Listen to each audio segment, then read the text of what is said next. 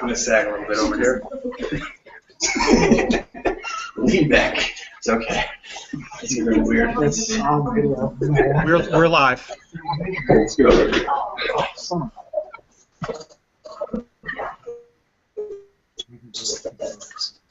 Nicole, we're live. Okay, hi. This is Nicole the Masters. I'm here at the Johnson Space Center with astronaut Jeanette Epps, and welcome to everybody to this Fitness Hangout Part 2. Joining us from Sochi, I'm so excited. We've got Curtis Tomasevich, and I'm assuming some of your fellow bobsled team members. Can you tell us who's with you there in Sochi? Yeah, I'm with Steve Holcomb, Steve Langton, and Chris Fote, and we are the USA 1 4-man team getting ready to compete here in a couple weeks in Sochi. Awesome. I can't tell you what a privilege it is to have you guys connecting with us right on the cusp of the opening ceremony, so thank you so much for taking the time. This is a special opportunity. We also have Rich Froning joining us, CrossFit champion. Thanks so much, Rich. And maybe you want to tell us where you're at. I'm here in my garage in Cookeville, Tennessee, my little gym at the house, so a little chilly. Well, it's impressive. It looks really elaborate. Okay, and we also have Jared Crick with the Houston Texans joining us from Houston. Jared, thanks so much.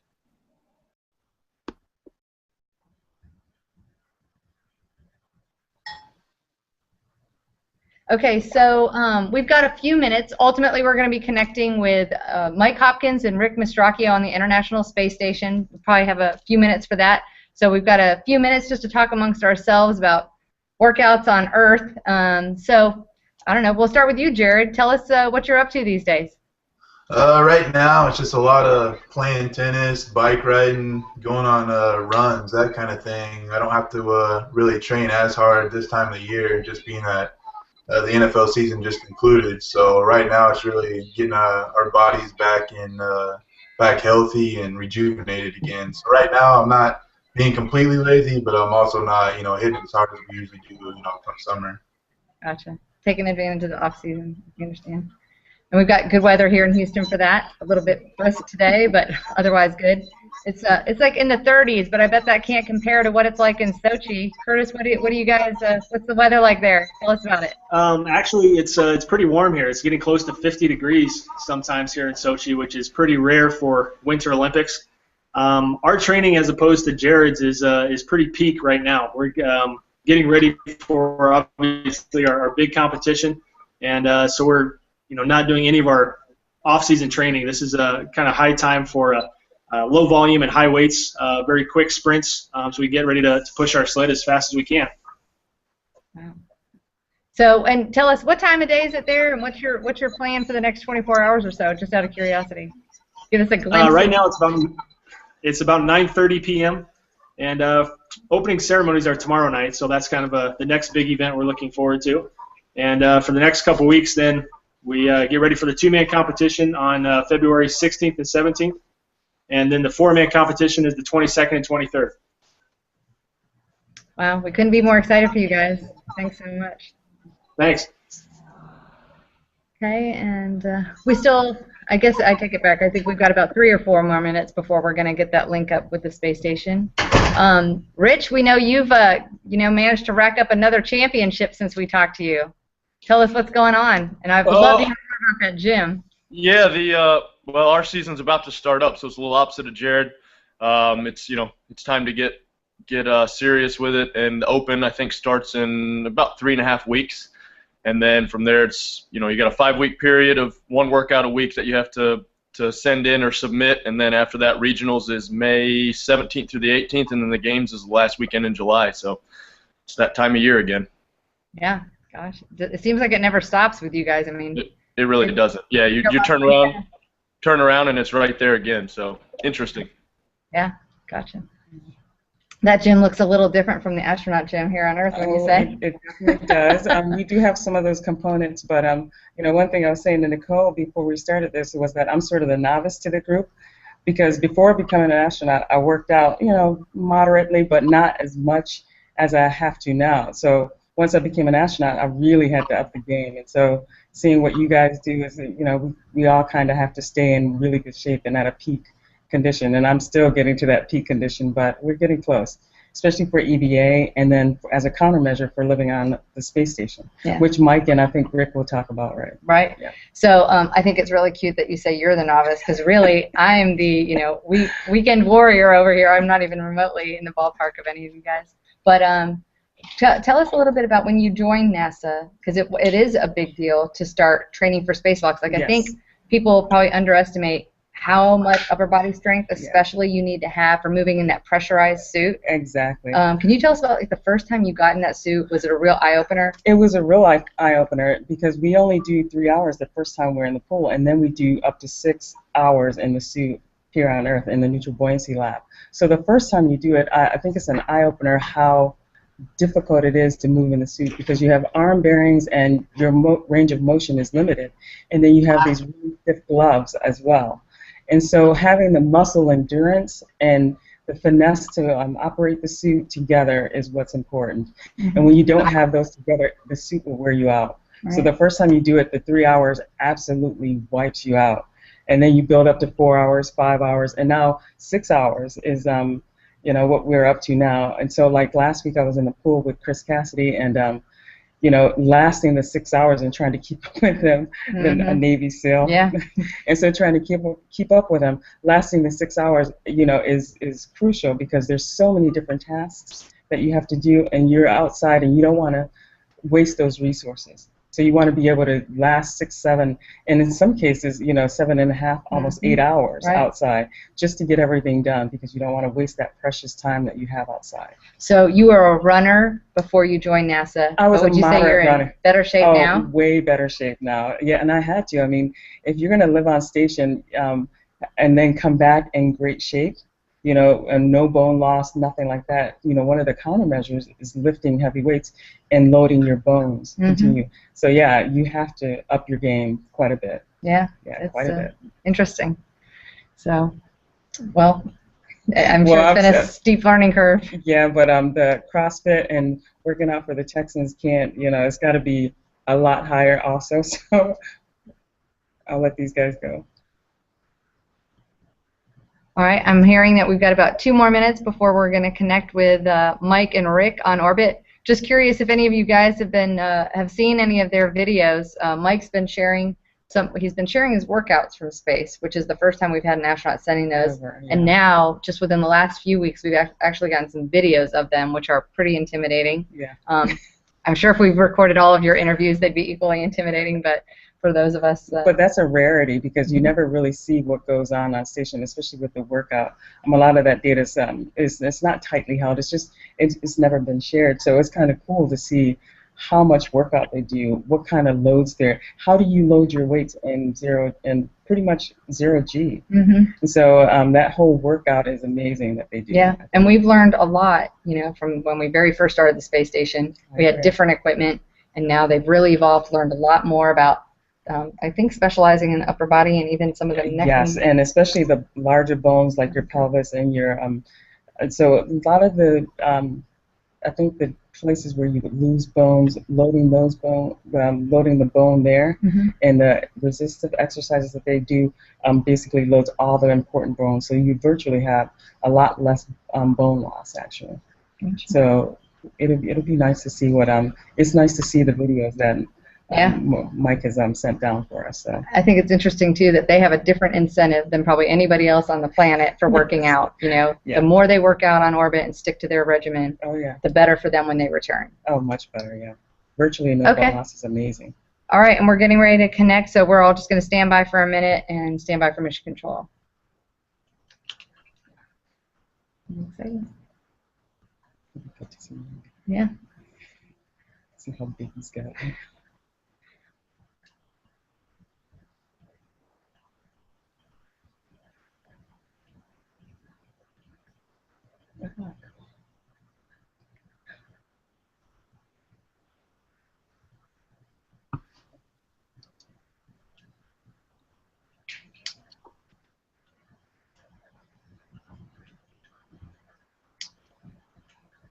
Okay.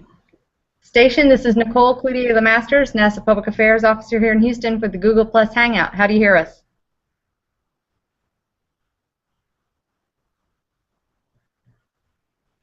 Okay.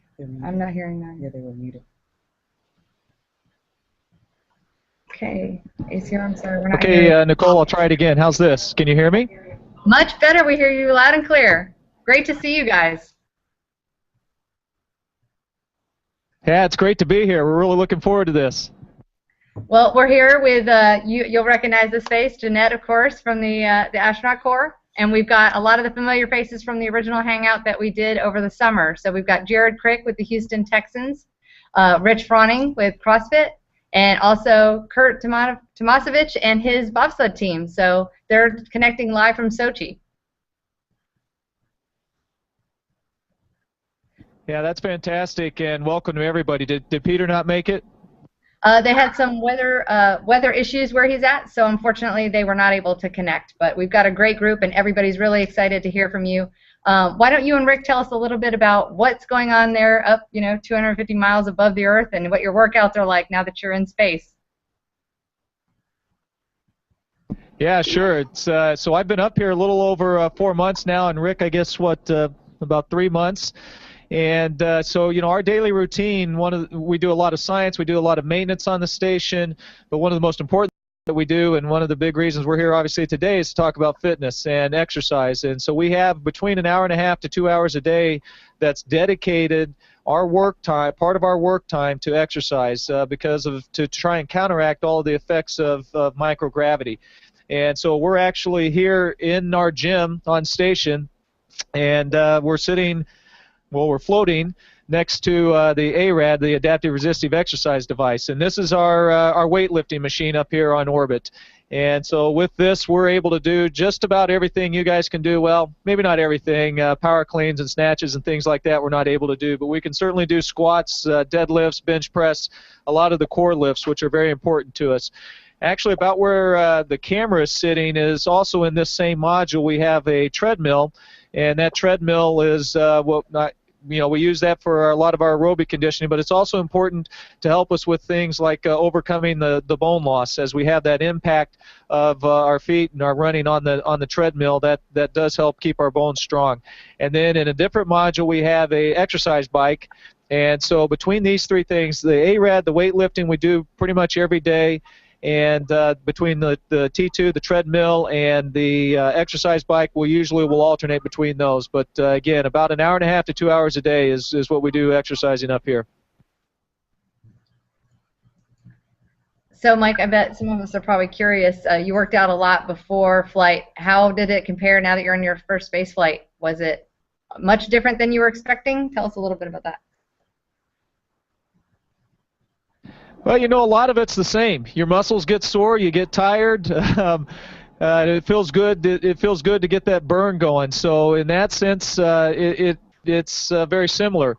On the other hand, you do have to get used to this machine, because it doesn't operate quite the same way that what you're used to on the ground. In fact, if you want real quick, I'll give you a demonstration. Rick can talk to you a little bit, but I'll show you. You're going to notice the machine moves quite a bit as we work out. So as we're doing like squats, we have a vibration isolation system, because as we work out on this, we don't want all of the forces being imparted on the station. So you're going to see quite a bit of motion here as I do some squats. Yeah, like Mike says, you'll see the machine actually moves as much as your body moves, and that's, like Mike said, is to avoid vibrating a whole space station. We're doing a lot of research up here where they don't want to have those vibrations affect the experiment. So you can see the whole platform, the whole machine actually moves up and down with Mike. The other thing that I noticed about lifting and running up here, of course, is the loads on your body are quite a bit different. Maybe when you're squatting 200 pounds down on the Earth and squatting 200 pounds up here, it's quite a bit different, because of all the load is on your shoulders when you put 200 pounds up here. It's not more evenly distributed.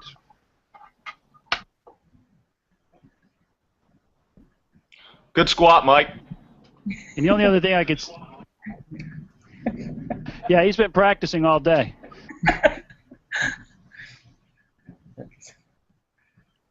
Yeah, I just want to say hello to all the other guys. We have a Team USA, a banner back here. We got a Houston Texans baseball hat, and we even have a picture of Kurt and a few of the other Olympians. So good luck to all you guys.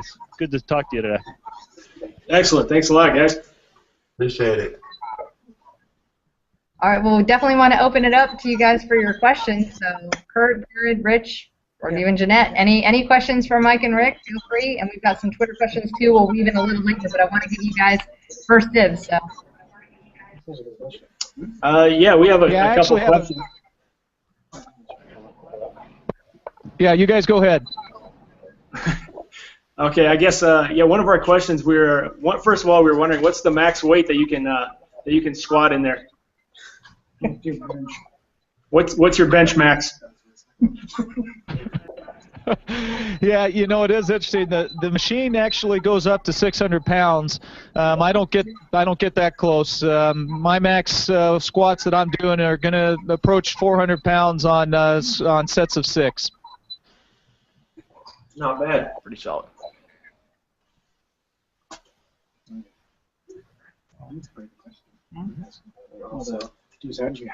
Yeah, one of the interesting things about squats that up here, it's a little bit different because it's not quite a Smith machine, because you can see we have the motion of the bar as we're going up and down.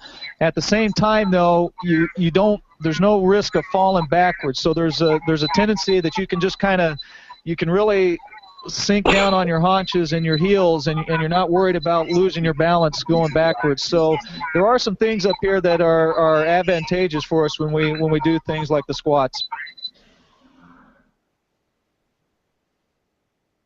We had another question about how do you decide how much you're going to lift? I mean, does somebody write your programs? Is there a set regimen for what you're going to be exercising that day? Yeah, we have a few trainers back at the Johnson Space Center. We work with them pre-flight, of course, and work out on a regular basis.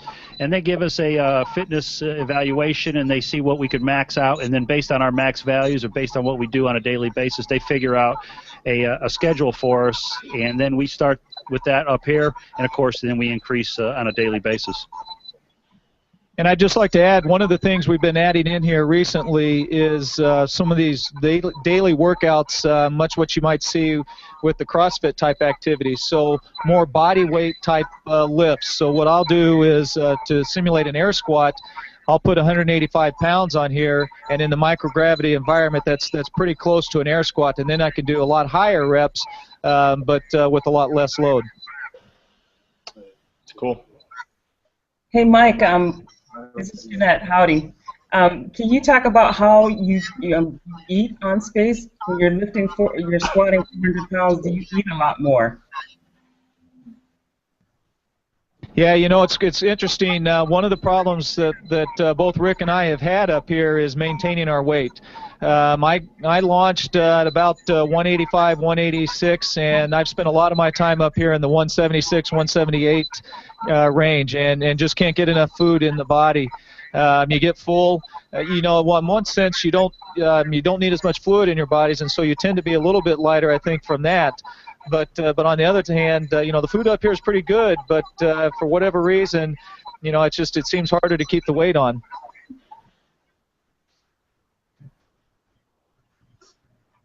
All right.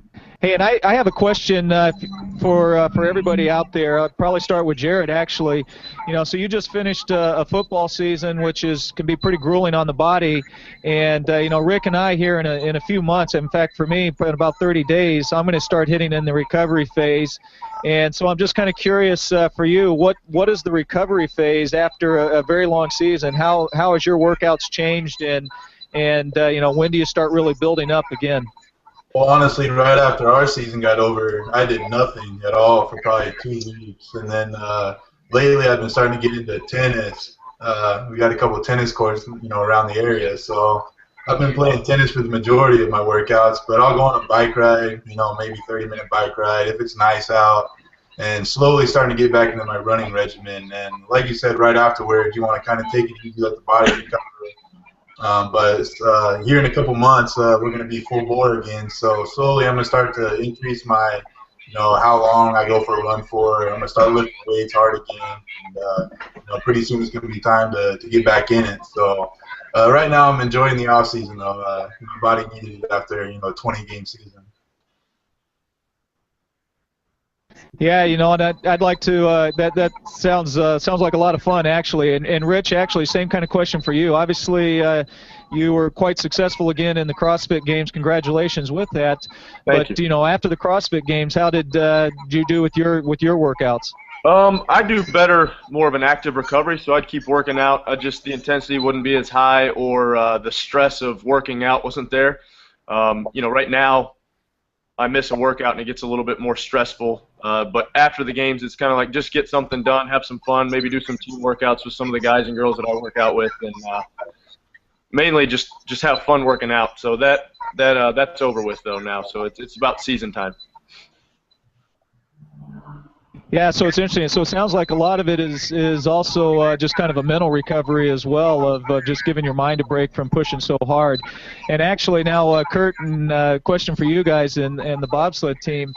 You know, you guys are getting ready for the game. So how is your workouts at this point? Obviously, you're over in Sochi. Congratulations for all that. But you know, what do you try and do at this point? You don't want to push too hard, but you don't want to take off too much before the competition. Yeah, we've got a pretty specific plan of how to peak our workouts so that we're going to be as strong and fast and powerful on the day of the race. And so it's a very specific plan that we're trying to follow right now. And you know, hopefully it works out as far as you know, maintaining our speed and strength at the same time, and not really having to worry about at all what happens in 2 or 3 weeks from now, just after the games. You know, if our bodies are shot at that time, you know, we really don't care. It's all about just that one performance on that one specific day.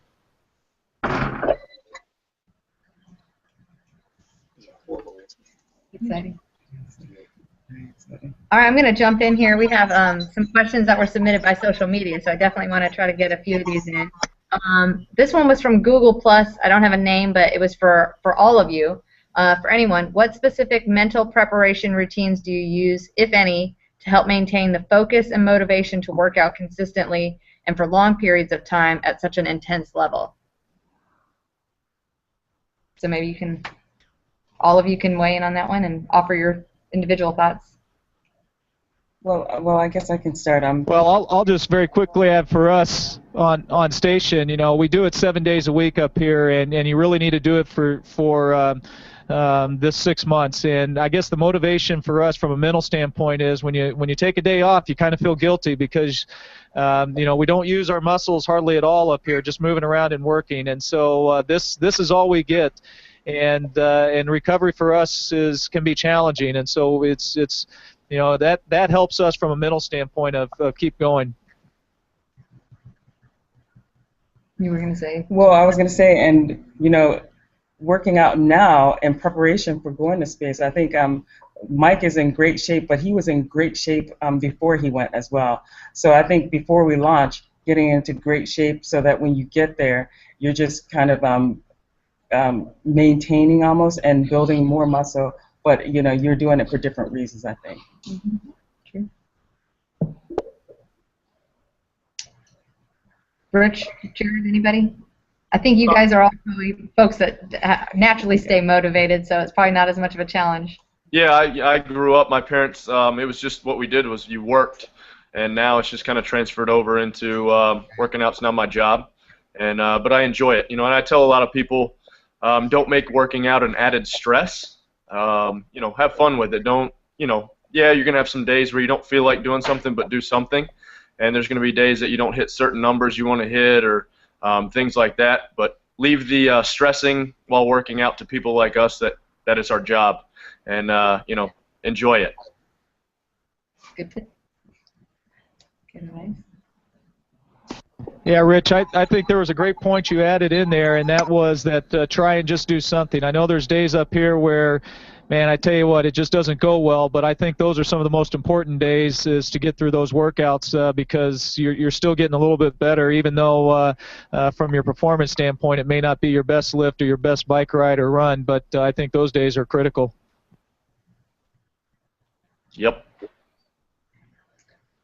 Okay, one other question that we got via Twitter was from @CellYB. How do you control your perspiration while exercising in space? I'm sure this is one probably a lot of people maybe are curious about. Yeah, it's interesting. We sweat quite a bit up here because we do push ourselves pretty hard, and instead of the sweat, running down your face and running down your body, it just basically pools on your arms, on your head, and if you just shake yourself a little bit, sweat goes everywhere. So you try to avoid that, just just out of concern for your fellow crewmates. So basically, I just keep a towel with me all times, and just like I do on the ground, if I'm running or doing something, I just wipe myself semi-dry with the towel, but. It's not much different than what we do down in the gym down there. Okay, we have one other question. Let's see. This is from @SkipMorrow on Twitter. What type of physical fitness data is collected from the astronauts? Is anything different collected from Astro Alumni? Yeah, it's an interesting question. So when we're our weights, of course, all of that is going down to the folks on the ground, and they're analyzing that, and they're making adjustments to our workouts from our weight standpoint. And then from the T2, the treadmill and the exercise bike, we wear a heart monitor on that, and so they're recording our heart rates and the loads that we're running on, and the speed. So for the treadmill, we have to put a harness on. And it's attached to a bungee, and by adjusting the length of that bungee, we can adjust how much load is that we're running with. So, my goal is to try and run with full body weight, which means, of course, now I'm carrying 180 pounds on my shoulders while I'm running. We also do a physical fitness test while we're up here, where we'll actually hook ourselves up to an EKG, and we'll be having our blood pressure taken as well as our heart rate as we ride on the bike. Interesting on that, how it's calculated, there's some errors in there, but within 2 weeks of launching and being up in space, my fitness level, as they defined it, had dropped 15%. And so from that point on, it's just trying to, a battle to try and get yourself back to that shape that you were in before you launched. Wow, interesting. Okay, and I'm told from Mission Control we just have about 2 or 3 more minutes with the station crew, so I definitely want to open it up again to our special participants. Any last questions for Mike and Rick before we have to sign off? Yeah, we had one more question for you guys up there. When you get back down to Earth, how long does it take you to get acclimated to what you would have done before you took off? Yeah, this is a good question. This is my 4th time up here at the International Space Station, but my previous 3 missions were only 2-week missions. And, of course, recovering from a 2-week mission only took, a handful of days, if you will, 2 or 3 days, and you were back to pretty much normal. So it's going to be interesting to see when I get back here in 3 months after being up here for 6 months what the recovery process is going to be. From what I understand, the exercise devices, the lifting, the running, the biking that we do up here pretty much maintain our health. Even some folks are coming home stronger than they did before they left, than they were before they left. So I think the recovery process is going to be pretty quick. We do go through some kind of recovery that's, I think, about 2 or 3 weeks. So it doesn't take very long. Great. Mike and Rick, I think we're probably pretty close to having to sign off with you guys, but we want to thank you so much for participating and talking with us, and it's great to see you both up there. Definitely want to let you have any parting words before we have to sign off. Yeah, of course, go Team USA, certainly. We're looking forward to watching all of the events that we can up here. We'll certainly be watching bobsledding. And for Jared and Rich, I know you guys are starting to build up for the next season, so best of luck to you, and I hope we can do this again. Thank you. Safe travels. Yeah, thanks a lot. Thanks, Mike. Okay, well, we're going to continue to hang out, and we'll let the station crew sign off. But again, you want to turn it back. This is Houston ACR. That concludes the event. Thank you. Thank you, Google Plus participants and NASA social media followers. Station, we're now returning to your operational audio communications. All right, so that was fun to see them and see the ARED. I'm curious, were you guys kind of surprised on what that equipment looks like? I always think it doesn't even look like exercise equipment to me. It looks like this really intricate engineered contraption. You have to learn how to use it on Earth before you can use it there. So it is a little different. Yeah, and it's pretty serious from what serious. I understand about making sure that you're really operating it properly. Exactly, and making sure that the loads that you dial in are those loads on station. So yeah, it's a very unique engineering feat, I think. Right. the way it's designed. But it does its job. I mean, when you see these guys come back now, physically there's hardly anything wrong. I mean, there's inner ear stability that has to come back, but physically, they're virtually coming back stronger. So that's a great thing. So even you have already started your training on those unique, like that treadmill? Not full training, Okay. but we get a good introduction. But once you're assigned, then you get full training. Gotcha. Yeah. Okay. Interesting. All right. Well, we definitely still have some time, so we'd love to continue the conversation and take any questions, that you guys may have just for each other or Jeanette. And we'll continue to check social media as well. Yes. Again, one other question, I guess, about training in space. I spend my summertime in Colorado Springs, and the altitude there plays a factor. I'm just kind of wondering about the air pressure that you have in there. I'm guessing you try to set it as close to sea level as possible. Is that true? Or will that affect the athletes when they train too? That's correct. I haven't flown, but the atmosphere is the same as you would have here on Earth. So there should be no difference. I know the Mile High City is the higher you are, the pressure to breathe is different, but the on station is virtually the same here as here on Earth. So. Gotcha. Good question, though. That's a great question. Yeah. All right. Any others? And just for any of our viewers, again, you can use the hashtag AskNASA if you want to submit a question for our special group. So, any others? No? Okay, let's see. We had some others. Let's see. I guess just a common question about which is your favorite exercise. Maybe you can tell us yours, Jeanette. Well, so because I did a lot of running, I like to do more aerobic exercise than the weightlifting. The weightlifting is tough, but I have to get that in there at least twice a week. Heavy weights at least twice a week, and do a lot of running and not so much biking, but spin class to really get my heart rate up, and also the pre-core. So running, pre-core, cycling, and then weights. Gotcha. So there's a whole group of things. I mean, I wonder what I guess the CrossFit guru, what do you do on a given day for in order to get ready for a competition? It just kind of depends. There's I do a lot of the Olympic lifting, a lot of different power lifts, weights, body weight, and pretty much anything. That's the beauty of CrossFit is there's so many different things that you can do or you need to do to be ready for what we do. Because we train for a year not knowing what the events are or what we're going to have to do. So you want to be in the best shape possible. And how many hours a day do you do that? A lot. I don't know if there's an exact number, but it's a little obsessive sometimes. Gotcha. Gotcha. Wow. Yeah. What about you guys, Curtis? How many hours, like an average training day? I'm assuming it's most of the day. It's like a job. Yeah, this is our full-time job minus the paying part, I guess. But yeah, we train on average probably 5-6 hours a day, either trying to take practice runs in a bobsled or lifting weights or sprints. And then when we're not doing that, we're very conscious of our meals, recovery time, and that sort of thing. So it's always seems like we're focused on bobsledding. The other thing is the diet. How do you guys eat? I know that I kind of had to go a lot more organic and natural foods in order to kind of up my game as well.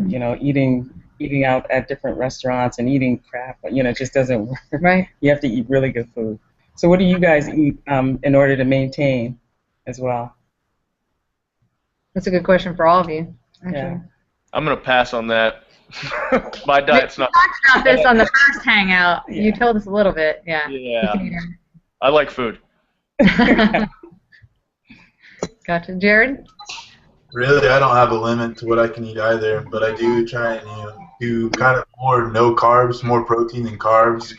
But you got to have carbs in order to play the game I play to have that energy. So no pop, no nothing like that. Strictly water and Gatorade. Not that much though, but like everybody else said, it's you feel a whole lot better. You feel like you have more wind when you're running when you eat better. Our diet, I think, is it varies quite a bit from athlete to athlete. We usually try high protein, mostly low fat, but at the same time, we don't have a weight limit where we don't have a max weight limit for each individual person. We have a max weight limit for us as a team, and we want to be as close to that max as we can. So mass is a good thing. So we try to put on weight sometimes to keep a heavy sled as we go down the hill. So our diet can vary based on who our teammates are sometimes. Interesting. So it's you know, kind of interesting for the crew on orbit. You know, they've got this food that's sent up sometimes, usually months ahead, and you get to select a few. I guess a year ahead items. You select, and then you can get some bonus special items sent up from your family a little bit. Yeah. But for you guys, do you? I know the Olympians have a special. I'm assuming you have your own nutritionist and a chef. I don't know. Yeah, we do have a dietitians and nutritionists on staff here, and they help us out a lot. At the same time, there is a free McDonald's at the Olympic Village too that we can splurge on and get food there too. So it's basically up to us. You know, we know how our bodies react, and we just have to be smart about it. And experience has taught us how to eat and how to perform well. Yeah. So it's hard to believe. I know. Gotcha. Okay. Any other questions from anybody? Yeah, we were actually wondering how many calories an astronaut goes through while on the International Space Station per day. Well, I think we're allotted like 2,700 calories a day, but you can eat more, I mean, with the snacks that are sent up and different things. So I think it's around 2,700 calories. A lot more than I would have thought. Yeah, I think that's about right. It seems like that's a common thing I've heard, though, about keeping the weight on. And I don't know if it's a combination of being so busy that they don't eat as much as well. And the workout, and yeah.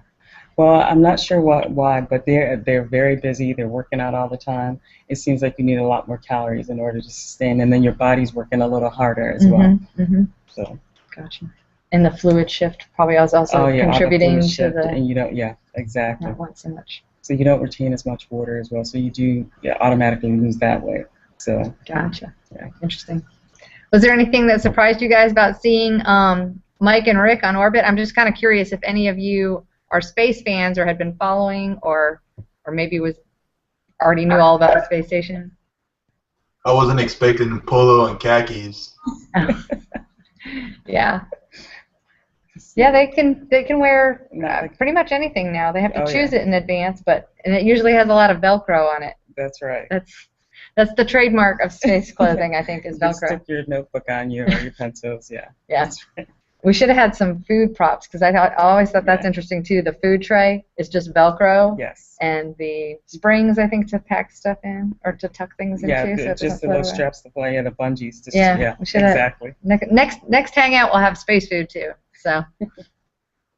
But, all right, we'll do one last check for any social media questions.